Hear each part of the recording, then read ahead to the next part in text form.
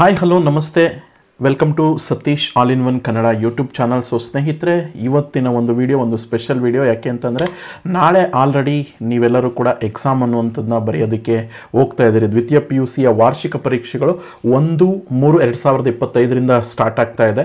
So ಮೊದಲನೇದಾಗಿ ನಾಳೆ Kannada exam ಅನ್ನುವಂಥದ್ದನ್ನು ಬರಿತಾ ಇದ್ದೀರಾ. ಸೊ ಪ್ರತಿಯೊಬ್ಬರಿಗೂ ಕೂಡ ನಿಮಗೆಲ್ರಿಗೂ ಕೂಡ ಆಲ್ ದ ಬೆಸ್ಟ್ ಅಂತ ಹೇಳ್ತಾ, ಸೊ ಪರೀಕ್ಷೆಗೆ ಹೋಗೋಕ್ಕಿಂತ ಮುಂಚೆ ಒಂದಷ್ಟು ವಿಚಾರಗಳನ್ನು ನೀವು ಮನಸ್ಸಿನಲ್ಲಿ ಇಟ್ಕೊಂಡು ಹೋಗಬೇಕಾಗುತ್ತೆ. ಯಾವ ರೀತಿ ಸಿದ್ಧತೆ ಅಂತಕ್ಕಂಥದ್ದನ್ನ ಮಾಡ್ಕೊಳ್ಬೇಕು ಪರೀಕ್ಷಾ ಕೇಂದ್ರಕ್ಕೆ ಹೊರಡುವ ಮುನ್ನ ಅನ್ನುವಂಥದ್ದನ್ನ ಈ ವಿಡಿಯೋದಲ್ಲಿ ತಿಳ್ಕೊಳ್ತಾ ಹೋಗೋಣ. ಸೊ ಮೊದಲನೇದಾಗಿ ಆಲ್ ದ ಬೆಸ್ಟ್ ಅಂತ ಹೇಳ್ತಾ, ಮೊದಲನೇ ಪಾಯಿಂಟು, ಪರೀಕ್ಷಾ ಕೇಂದ್ರಕ್ಕೆ ಮನೆಯಿಂದ ಹೊರಡುವ ಸಮಯದಲ್ಲಿ ನಿಮ್ಮ ಮನೆ ದೇವರನ್ನ ಪ್ರಾರ್ಥಿಸಿ ನಿಮ್ಮ ತಂದೆ ತಾಯಿಗಳ ಆಶೀರ್ವಾದನ ಪಡ್ಕೊಂಡು ಆತ್ಮವಿಶ್ವಾಸದಿಂದ ಹೊರಡಿ. ಸೊ ಇದರಿಂದ ನಿಮಗೆ ಏನಾಗುತ್ತೆ ಅಂತಂದ್ರೆ, ಒಂದು ಆತ್ಮವಿಶ್ವಾಸ ಅನ್ನುವಂಥದ್ದಿದ್ರೆ ಖಂಡಿತ ನಿಮಗೆ ಎಕ್ಸಾಮ್ ಅನ್ನುವಂಥದ್ದು ಬಹಳ ಈಸಿ ಅಂತ ಅನ್ಸುತ್ತೆ. ಸೊ ನೆಕ್ಸ್ಟ್ ಇನ್ನೊಂದು ಪಾಯಿಂಟ್ ಅನ್ನುವಂಥದ್ದನ್ನ ಗಮನಿಸಿದ್ರೆ, ನೀವು ಹಾಲ್ ಟಿಕೆಟ್ ಅನ್ನುವಂಥದ್ದನ್ನ ತೆಗೆದುಕೊಂಡು ಹೋಗೋದು ಕಡ್ಡಾಯ. ಸೊ ಮೂಲ ಪ್ರವೇಶ ಪತ್ರ ಅಥವಾ ಅಡ್ಮಿಷನ್ ಟಿಕೆಟ್ ಅಥವಾ ಹಾಲ್ ಟಿಕೆಟ್ ಅಂತ ಏನು ಹೇಳ್ತೀವಿ, ಅದನ್ನು ಮನೆಯಲ್ಲಿ ಈಗಾಗಲೇ ನೀವು ತೊಗೊಂಡಿರ್ತೀರ, ಮನೇಲಿ ಒಂದು 2 ಜೆರಾಕ್ಸನ್ನು ತೆಗೆದಿಡಿ. ಸೊ ಒರಿಜಿನಲ್ ಅನ್ನುವಂಥದ್ದನ್ನ ಎಕ್ಸಾಮ್ಗೆ ನೀವು ತೆಗೆದುಕೊಂಡು ಹೋಗಬೇಕಾಗತ್ತೆ ಅನ್ನುವಂಥದ್ದು. ಸೊ ಇದಾದ ನಂತರ ನೀವು ಪರೀಕ್ಷಾ ಪ್ರಾರಂಭವಾಗೋದಕ್ಕಿಂತ ಮುಂಚೆ ಒಂದು 1 ಅವರ್ ಮುಂಚೆನೇ ನೀವು ಪರೀಕ್ಷಾ ಕೇಂದ್ರಕ್ಕೆ ಹೋದರೆ ಒಳ್ಳೆಯದು ಅಂತ. ಸೊ ನಿಮಗೆ ಗೊತ್ತಿರೋ ಹಾಗೆ ನಿಮಗೆ 9:40 ಅನ್ನುವಂಥದ್ದಕ್ಕೆ ಸಂಬಂಧಿಸಿದ ಹಾಗೆ ಫಸ್ಟ್ ಬೆಲ್ ಆಗುತ್ತೆ. ಸೊ ಹಾಗಾಗಿ 9 o'clockಗೆಲ್ಲ ನೀವು ಎಕ್ಸಾಮ್ ಸೆಂಟ್ರಿಗೆ ಹೋದರೆ ಒಳ್ಳೆಯದು. ಯಾಕೆ ಅಂತಂದರೆ ಅಕಸ್ಮಾತು ನಾಳೆ ಬೆಳಗ್ಗೆ ಬಸ್ಸಸ್ಸು ಅದು ಇದು ಏನಾದರೂ ಪ್ರಾಬ್ಲಮ್ ಆಗೋದು ಅಥವಾ ಬೇರೆ ಟ್ರಾಫಿಕ್ ಜಾಮು, ಅದಕ್ಕಿಂತ ನೀವು ಇಂಪಾರ್ಟೆಂಟಾಗಿ 1 ಅವರ್ ಮುಂಚೆ ಅಂತ ಅರ್ಲಿ ನೀವು ಹೋದರೆ ಅಲ್ಲಿ ಸ್ವಲ್ಪ ಹೊತ್ತು ಓದ್ಕೊಂಡು ರಿವೈಸ್ ಮಾಡ್ಕೊಂಡು ಎಕ್ಸಾಮ್ಗೆ ಹೋದರೆ ಅದು ನಿಮಗೆ ಎಕ್ಸಾಮ್ ಅನ್ನುವಂಥದ್ದು ಬಹಳ ಈಸಿ ಅಂತ ಅನಿಸುತ್ತೆ. ಸೊ ಜ್ಞಾಪಕ ಇಟ್ಕೊಳ್ಳಿ, ಫಸ್ಟ್ ಬೆಲ್ ಅನ್ನುವಂಥದ್ದು 9:40ಗೆ ಆಗುತ್ತೆ. ಸೊ ಆ ಒಂದು ಫಸ್ಟ್ ಬೆಲ್ ಆಗಿದ ತಕ್ಷಣ ನೀವು ನಿಮ್ಮ ಪರೀಕ್ಷಾ ಕೊಠಡಿಗೆ ಹೋಗಬೇಕಾಗತ್ತೆ. ಸೊ ಆ ಗಂಟೆ ಬಾರಿಸಿದ ತಕ್ಷಣ ನಿಮ್ಮ ನೋಂದಣಿ ಸಂಖ್ಯೆ ಇರುವ ಕೊಠಡಿಗೆ ಹೋಗಿ ನಿಮ್ಮ ನೋಂದಣಿ ಸಂಖ್ಯೆ ಇರುವ ಬೆಂಚ್ನಲ್ಲೇ ಕೂತ್ಕೋಬೇಕು. ರಿಜಿಸ್ಟರ್ ನಂಬರ್ ಅಂತಕ್ಕಂಥದ್ದನ್ನ ಮಸ್ಟ್ ಅಂಡ್ ಶುಡ್ ಚೆಕ್ ಮಾಡಿ ಕೂತ್ಕೊಳ್ಳಿ. ಅಲ್ಲೇನಾದರೂ ಬೆಂಚ್ ಅದು ಇದು ಏನಾದರೂ ಪ್ರಾಬ್ಲಮ್ಮು ಅದು ಇದು ಅಂತ ನಿಮ್ಗೇನಾದರೂ ಅನಿಸಿದ್ರೆ ಅಲ್ಲಿರ್ತಕ್ಕಂಥ ಇನ್ವಿಜಿಲೇಟರ್ಸ್ಗೆ ಅದನ್ನು ತಿಳಿಸಿ ಅವರು ಅದನ್ನು ರೆಡಿ ಮಾಡ್ತಾರೆ. ಸೊ ಹಾಗೆ ಬರೆಯೋದಕ್ಕೆ ಹೋಗಬೇಡಿ ಅಂತ. ನೀವು ಯೂನಿಫಾರ್ಮ್ ಅನ್ನ ಹಾಕೊಂಡು ಹೋದ್ರೆ ಒಳ್ಳೇದು ಅಂತ ಅನ್ಸುತ್ತೆ. ಯಾಕೆಂತಂದ್ರೆ ಕಾಲೇಜಿನ ಸಮವಸ್ತ್ರ ಅನ್ನುವಂಥದ್ದು ಜೊತೆಗೆ ID ಕಾರ್ಡ್ ಅನ್ನುವಂಥದ್ದನ್ನ ಕಂಪಲ್ಸರಿ ಹಾಕೊಂಡು ಹೋಗ್ಬೇಕಾಗತ್ತೆ. ಅದು ನಿಮ್ಮ ಕಾಲೇಜ್ನ ರೆಪ್ರೆಸೆಂಟೇಟಿವ್ ಮಾಡ್ತಾ ಇರೋದ್ರಿಂದ ಯೂನಿಫಾರ್ಮ್ನ ಹಾಕೊಂಡು ಹೋದ್ರೆ ಬೆಟರ್ ಅಂತ.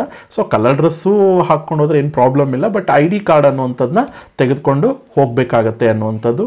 ನೆಕ್ಸ್ಟ್ ಒಂದು ಇನ್ಸ್ಟ್ರಕ್ಷನ್ಸ್ ಅನ್ನುವಂಥದ್ದನ್ನ ಗಮನಿಸಿದ್ರೆ, ಬೆಳಗ್ಗೆ 10 ಗಂಟೆಗೆ ಬೆಲ್ಲಾದಾಗ ಪ್ರಶ್ನೆ ಪತ್ರಿಕೆಯನ್ನ ನಿಮಗೆ ಕೊಠಡಿ ಮೇಲ್ವಿಚಾರಕರು ಕೊಡ್ತಾರೆ. ನಿಧಾನವಾಗಿ ಪ್ರಶ್ನೆ ಪತ್ರಿಕೆಯನ್ನು ಗಮನ ಇಟ್ಟು ಓದ್ಕೊಳ್ಳಿ. 10:10ಕ್ಕೆ ಬೆಲ್ಲಾದಾಗ 28 ಪುಟ ಇರತಕ್ಕಂಥ ಉತ್ತರ ಪತ್ರಿಕೆಯನ್ನು ನಿಮಗೆ ಕೊಡ್ತಾರೆ. ಸೊ ಪ್ರವೇಶ ಪತ್ರವನ್ನು ನೋಡಿಕೊಂಡು ನಿಮ್ಮ ನೋಂದಣಿ ಸಂಖ್ಯೆಯನ್ನು ಆ ಒಂದು ಉತ್ತರ ಪತ್ರಿಕೆಯಲ್ಲಿ 10:15 ನಂತರ ನೀವು ಬರೆಯೋದಕ್ಕೆ ಸ್ಟಾರ್ಟ್ ಮಾಡಬೇಕು. ಉತ್ತರನ ಬರೀಲಿಕ್ಕೆ 10:15ಗೆ ಸ್ಟಾರ್ಟ್ ಮಾಡಬೇಕು ಅಂತ. ಅಂದರೆ ಇದ್ರ ಸಾರಾಂಶ, ಬೆಳಗ್ಗೆ 10 o'clockಗೆ ನಿಮಗೆ ಒಳಗಡೆಗೆ ಹೋದಂಥ ಸಂದರ್ಭದಲ್ಲಿ, ಅಂದರೆ 9:40ಗೆ ಒಳಗಡೆ ಹೋಗ್ತೀರಾ, 10 o'clockಗೆ ನಿಮಗೆ ಪ್ರಶ್ನೆ ಪತ್ರಿಕೆಯನ್ನು ಕೊಡ್ತಾರೆ. 10:10ಕ್ಕೆ ನಿಮಗೆ ಉತ್ತರ ಪತ್ರಿಕೆಯನ್ನು ಕೊಡ್ತಾರೆ. ಅದು 28 ಪುಟ ಇರುತ್ತೆ. ಒಂದ್ಸಲ ಅದನ್ನು ಚೆಕ್ ಮಾಡ್ಕೊಳ್ಳಿ. ಅದನ್ನೇನಾದರೂ ಅಕಸ್ಮಾತ್ ಪ್ರಾಬ್ಲಮ್ಸು ಅದು ಏನಾದಿದ್ರೆ ಅಲ್ಲಿರೋ ಮೇಲ್ವಿಚಾರಕರಿಗೆ ತಿಳಿಸಿದ್ರೆ ನಿಮಗೆ ಅದನ್ನು ಚೇಂಜಸ್ ಮಾಡಿ ಕೊಡ್ತಾರೆ. ಸೊ ನೀವೆಲ್ಲ ಬರೆದು ಆಮೇಲೆ ಹೇಳಿದ್ರೆ ಪ್ರಯೋಜನ ಇಲ್ಲ. ಸೊ ಹಾಗಾಗಿ ಫಸ್ಟೇ ಚೆಕ್ ಮಾಡ್ಕೊಳ್ಳಿ. ಮತ್ತು ಪ್ರವೇಶ ಪತ್ರವನ್ನು ನೋಡಿಕೊಂಡು ನೋಂದಣಿ ಸಂಖ್ಯೆಯನ್ನು ನೀವು ಬರಿಬೇಕು. ನೀವು ಕೆಲವೊಬ್ರು ಏನು ಮಾಡ್ತೀರಿ ಅಂತಂದರೆ, ನನಗೆ ಆಲ್ರೆಡಿ ಗೊತ್ತಿದೆ ಅಂತೇಳಿ ಬಾಯ್ಟ್ ಮಾಡಿಬಿಟ್ಟಿದ್ದೀನಿ ಅಂತ ತಪ್ಪು ಬರಿಬೇಡಿ. 1 ಸಲ ನೀವು ಚೆಕ್ ಮಾಡಿ ನಿಮ್ಮ ರಿಜಿಸ್ಟರ್ ನಂಬರನ್ನು ಪೂರ್ತಿ ನೀವು ಬರಿಬೇಕು. ಅಲ್ಲೆಲ್ಲೂ ಕೂಡ ನಿಮ್ಮ ಹೆಸರನ್ನು ಬರೀಲಿಕ್ಕೆ ಅವಕಾಶ ಇಲ್ಲ. ಹೆಸರನ್ನು ಯಾರು ಸಹ ಬರೆಯೋದಕ್ಕೆ ಹೋಗಬೇಡಿ. ಬಟ್ ರಿಜಿಸ್ಟರ್ ನಂಬರ್ ಅನ್ನೋಂಥದ್ದನ್ನ 1-2 ಸಲ ಯೋಚನೆ ಮಾಡಿ ನೋಡಿಕೊಂಡು ಬರೆಯಿರಿ ಅಂತ. 10:10ಕ್ಕೆ ನಿಮಗೆ ಪ್ರಶ್ನೆ ಪತ್ರಿಕೆ ಉತ್ತರ ಪತ್ರಿಕೆಯನ್ನು ಕೊಟ್ಟ ನಂತರ 10:15 ನಂತರ ನೀವು ಉತ್ತರನ ಬರೀಲಿಕ್ಕೆ ಸ್ಟಾರ್ಟ್ ಮಾಡಬೇಕಾಗತ್ತೆ ಅಂತ. ಅದಕ್ಕೆ ಮುಂಚೆನೇ ನೀವು question paper 10 minutes reading time ಇರ್ತದಲ್ಲ, 10 ಗಂಟೆಗೆ ಕೊಟ್ಟರೆ 10:10ವರೆಗೂ ನೀವು ಓದೋದಕ್ಕೆ ನೀವೇನು ತೆಗೆದುಕೊಂಡಿರ್ತೀರಿ ಕ್ವಶನ್ ಪೇಪರನ್ನು, ಅಲ್ಲಿ 3 ಥರದ ಟೈಪ್ ಕ್ವಶನ್ಸ್ ಅನ್ನುವಂಥದ್ದು ನಿಮ್ಗೆ ಕಾಣಿಸಿಗುತ್ತೆ. ಅಂದರೆ ಒಂದು ತುಂಬ ಸುಲಭವಾಗಿ ನೀವು ಬರೆಯುವಂತಹ ಉತ್ತರಗಳು, ಅಂದರೆ ನನ್ನ ಕೈ ಇಟ್ಟು ಬಿಟ್ಟಿದ ತಕ್ಷಣ ಬರೆದ್ಬಿಡ್ತೀನಿ ಸರ್, ನಾನು ಎಲ್ಲ ಪ್ರಿಪೇರ್ ಆಗಿದ್ದೀನಿ ಅನ್ನೋಂಥ ಪ್ರಶ್ನೆಗಳು. ಎರಡನೇದು 50-50 ಸರ್, ಸ್ವಲ್ಪ ಪರವಾಗಿಲ್ಲ, ಇನ್ನೊಂದಷ್ಟು ನಾನು ಪ್ರಿಪೇರ್ ಆಗಬೇಕಾಯ್ತು, ಸ್ವಲ್ಪ 50-50 ಬರಿತೀನಿ ಅನ್ನುವಂಥದ್ದು. ಮೂರನೇದು ನನಗೇನೂ ಗೊತ್ತಿಲ್ಲ ಅನ್ನೋಂಥ ಪ್ರಶ್ನೆಗಳು. ನಿಮಗೆ ಬೈ ಚಾನ್ಸ್ ನನಗೇನೂ ಗೊತ್ತಿಲ್ಲ ಅನ್ನೋಂಥ ಪ್ರಶ್ನೆನೇ ಫಸ್ಟ್ ಬಂದುಬಿಟ್ರೆ ನೀವು ಅದಕ್ಕೆ ಪ್ಯಾಂಡಮಿಕ್ ಆಗುವಂಥ ಅವಶ್ಯಕತೆ ಇಲ್ಲ. ಸೊ ಅಥವಾ ಗಾಬರಿ ಆಗಬೇಡಿ. ನೀವು ಫಸ್ಟ್ ಗೊತ್ತಿರ್ತಕ್ಕಂಥ ಆನ್ಸರ್ಸ್ ಅನ್ನುವಂಥದ್ದನ್ನ ಫಸ್ಟ್ ಬರೀಬೇಕು. ಅದಾದಮೇಲೆ ಸ್ವಲ್ಪ 50-50 ಅನ್ನುವಂಥದ್ದನ್ನ ನೆಕ್ಸ್ಟ್ ಆಮೇಲೆ ಚೂಸ್ ಮಾಡಿ. ಬಟ್ ಏನೂ ಗೊತ್ತಿಲ್ಲ ಅನ್ನುವಂಥ ಪ್ರಶ್ನೆಗಳನ್ನ ಬಿಟ್ಬಿಟ್ಟು ಬರೋಕ್ಕೆ ಹೋಗಬೇಡಿ. ಅಟ್ಲೀಸ್ಟ್ ನಿಮ್ಗೆ ಗೊತ್ತಿರೋಂಥ ಕೆಲವೊಂದು ವಿಷಯಗಳನ್ನು ಅಲ್ಲಿ ತುಂಬಿಸಿದ್ರೆ ಒಳ್ಳೆಯದು ಅಂತ ನನಗನ್ಸಿಕೆ ಅಂತ. ಬಟ್ ಜ್ಞಾಪಕ ಇಟ್ಕೊಳ್ಳಿ, ಈ ಕನ್ನಡ ವಿಷಯಕ್ಕೆ ಸಂಬಂಧಪಟ್ಟ ಹಾಗೆ ಹೇಳಬೇಕು ಅಂತಂದರೆ first 10 marks multiple choice questions ಇರ್ತದೆ. ಅದಾದಮೇಲೆ ನಿಮ್ಗೆ 5 ಫಿಲಿಪ್ಸು ಮತ್ತು 5 ಮ್ಯಾಚ್ ದಿ ಫಾಲೋಯಿಂಗ್ ಇರ್ತಾವಲ್ವ.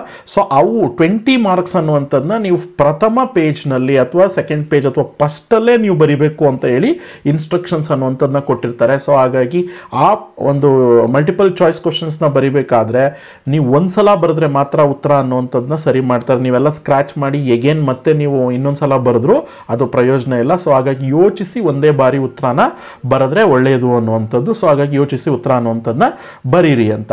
ನೆಕ್ಸ್ಟ್ ನೀವು ಬರೀಲಿಕ್ಕೆ ಯಾವ ಥರ ಪೆನ್ ಅನ್ನುವಂಥದ್ದನ್ನ ತೆಗೆದುಕೊಂಡು ಹೋಗಬೇಕಾಗುತ್ತೆ ಸರ್ ಅಂತ. ಬ್ಲ್ಯಾಕ್ ಆರ್ ಬ್ಲೂ ಪೆನ್ ಎರಡರಲ್ಲೂ ಬರಿಬೋದು. ಬಟ್ ನೀವು ಯಾವುದಾದ್ರೂ ಒಂದು ಪೆನ್ನನ್ನು ಸೆಲೆಕ್ಟ್ ಮಾಡ್ಕೊಳ್ಳಿ. ಈಗ ನೀಲಿ ಪೆನ್ ಅಂದರೆ ಬ್ಲೂ ಪೆನ್ನ ಸೆಲೆಕ್ಟ್ ಮಾಡಿರ್ತೀರಾ ಅಂತಂದರೆ ನೀವು ಆ ಥರದ್ದೇ ಒಂದು 2 ಅಥವಾ 3 ಪೆನ್ನನ್ನು ತಗೊಂಡೋಗಿ. ಯಾಕೆ ಅಂತಂದರೆ ಒಂದು ಪೆನ್ ಪ್ರಾಬ್ಲಮ್ ಆದರೆ ಇನ್ನೊಂದು ಪೆನ್ನಿಂದ ನೀವು ಬರಿಬೋದು.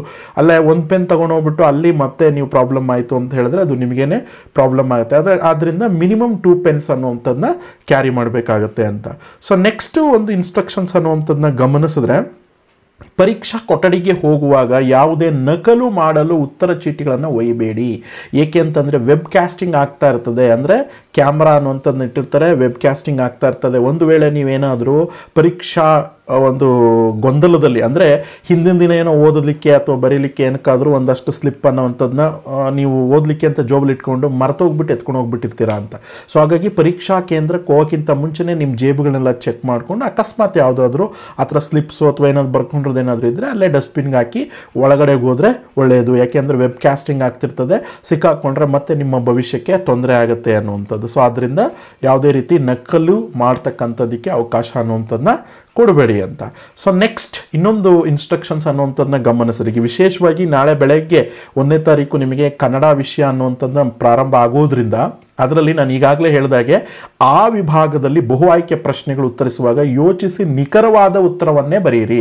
ಒಂದು ವೇಳೆ ತಪ್ಪು ಬರೆದ್ಬಿಟ್ಟು ಮತ್ತೆ ಉತ್ತರನ ಅಳಿಸಿ ತಿದ್ದಿ ಬರೆದ್ರೆ ಅದಕ್ಕೆ ಅಂಕ ನೀಡೋದಿಲ್ಲ ಅಂತೇಳಿ ಅವ್ರು ಆಲ್ರೆಡಿ ಕ್ಲಿಯರ್ ಆಗಿ ಇನ್ಸ್ಟ್ರಕ್ಷನ್ಸ್ನ ಕೊಟ್ಟಿದ್ದಾರೆ. ಸೊ ಆದ್ದರಿಂದ ಇವುಗಳನ್ನು ಬರೀಬೇಕಾದ್ರೆ ಎಚ್ಚರಿಕೆ ಅನ್ನುವಂಥದ್ದು ಇರಲಿ ಅನ್ನುವಂಥದ್ದು. ನೆಕ್ಸ್ಟ್ ಸಂದರ್ಭದ ಪ್ರಶ್ನೆಗಳಿಗೆ ಆಯ್ಕೆ, ಸಂದರ್ಭ ಅಥವಾ ಸ್ವಾರಸ್ಯ ಅಂತ 3 ಸ್ಟೆಪ್ ಇರ್ತದೆ. ಸಂದರ್ಭ ಬರೀತಿರಲ್ಲ, ನೀವು ಸಂದರ್ಭ ಬರಿಬೇಕಾದ್ರೆ ಆಯ್ಕೆ, ಸಂದರ್ಭ ಮತ್ತು ಸ್ವಾರಸ್ಯ ಅನ್ನುವಂಥದ್ದನ್ನ ತಪ್ಪದೆ ಪಾಲನೆ ಮಾಡಬೇಕು. ಈಗ ಆಯ್ಕೆಯಲ್ಲಿ ಏನು ಕವಿ ಹೆಸರು, ಕೃತಿ ಹೆಸರು ಹಾಗೂ ಆಕರ ಗ್ರಂಥ ಅಥವಾ ಕವಿ ಹೆಸರು, ಆ ಕೃತಿ ಹೆಸರು ಮತ್ತು ಪಾಠದ ಅಥವಾ ಪದ್ಯದ ಹೆಸರನ್ನ ಕಂಪ್ಲೀಟ್ ಬರಿಬೇಕಾಯ್ತು, ಅದು ಆಯ್ಕೆ. ನೆಕ್ಸ್ಟ್ ಸಂದರ್ಭ, ಯಾರಿಗೆ ಹೇಳಿದ್ರು ಅಂತ. ನೆಕ್ಸ್ಟ್ ಸ್ವಾರಸ್ಯ, 3 ಸ್ಟೆಪ್ ಅನ್ನುವಂಥದ್ದನ್ನ ಬರೆದ್ರೆ ಮಾತ್ರ 3 ಅಂಕಗಳಿರ್ತವೆ. ಈ 3 ಸ್ಟೆಪ್ಸನ್ನು ಫಾಲೋ ಮಾಡಿ. ನೆಕ್ಸ್ಟ್ ಪ್ರಬಂಧ ಇರ್ಬೋದು, ಅಥವಾ ಪ್ರಬಂಧ ಬರಿಬೇಕಾದ್ರೆ ಫಸ್ಟು ಪೀಠಿಕೆ ಇರಬೇಕು, ನಂತರ ವಿಷಯದ ನಿರೂಪಣೆ ಇರಬೇಕು, ನೆಕ್ಸ್ಟು ಮುಕ್ತಾಯ ಅಥವಾ ಉಪಸಂಹಾರ ಇರಬೇಕು. ಈ 3 ಹಂತಗಳನ್ನು ತಪ್ಪದೆ ಚಾಚು ತಪ್ಪದೆ ಪಾಲಿಸಿ.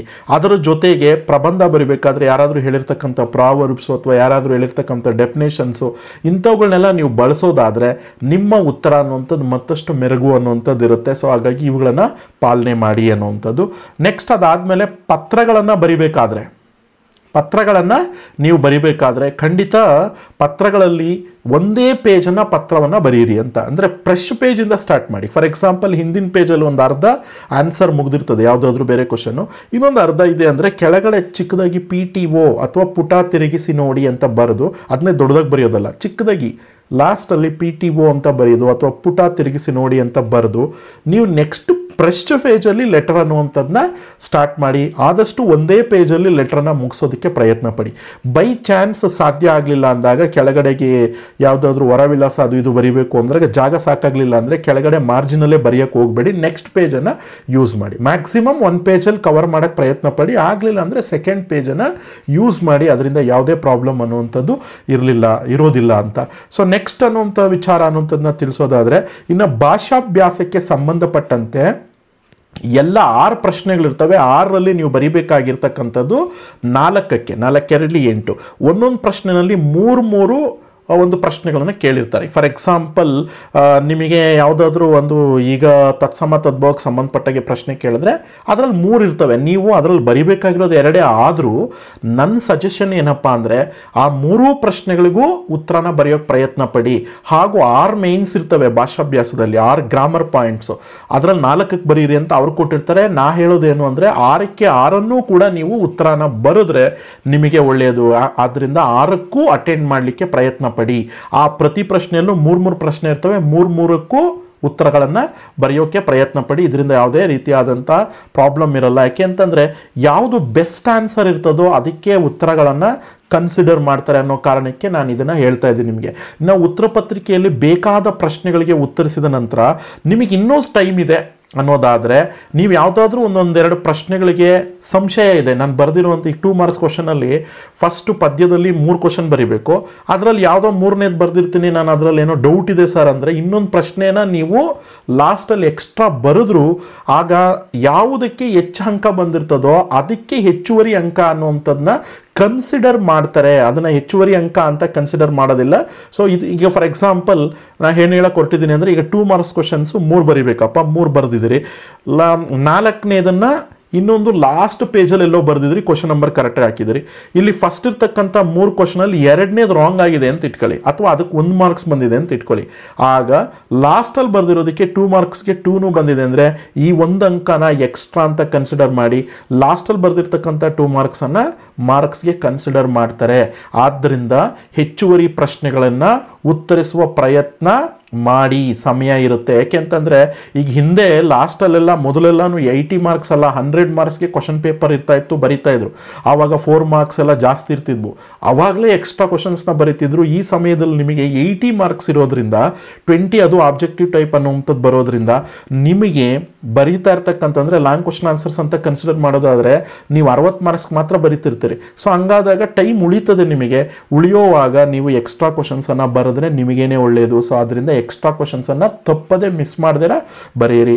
ಸಬ್ ನಂಬರ್ಸು ಮೇನ್ ನಂಬರ್ಸು ಎಲ್ಲ ಕರೆಕ್ಟಾಗಿ ಹಾಕಿ ಅನ್ನುವಂಥದ್ದನ್ನ ಹೇಳ್ತಾ, ಸೊ ಎಲ್ಲ ವಿದ್ಯಾರ್ಥಿಗಳಿಗೂ ಶುಭವಾಗಲಿ ಅಂತ ಹೇಳ್ತಾ, so all the best for your exam ಅಂತ ಹೇಳ್ತಾ, ಈ ವಿಡಿಯೋ ಅನ್ನುವಂಥದ್ದು ಯೂಸ್ಫುಲ್ ಆಗಿದ್ದರೆ ಎಲ್ಲ ವಿದ್ಯಾರ್ಥಿಗಳಿಗೂ ಶೇರ್ ಮಾಡಿ, ಜೊತೆಗೆ ಲೈಕ್ ಮಾಡಿ, ಕಾಮೆಂಟ್ ಮಾಡಿ ಅಂತ ಹೇಳ್ತಾ, ನೀವೇನಾದರೂ ನಮ್ಮ ಚಾನಲ್ಗೆ ವಿಸಿಟ್ ಮಾಡಿದ್ರೆ ಈಗಲೇ ತಪ್ಪದೆ ಸಬ್ಸ್ಕ್ರೈಬ್ ಮಾಡ್ಕೊಳ್ಳಿ ಅಂತ ಹೇಳ್ತಾ ಮುಂದಿನ ಒಂದು ವಿಡಿಯೋಗಳಲ್ಲಿ ಭೇಟಿಯಾಗೋಣ. ಧನ್ಯವಾದ. Take care and have a nice day, and once again all the best for all the students. Thank you for watching.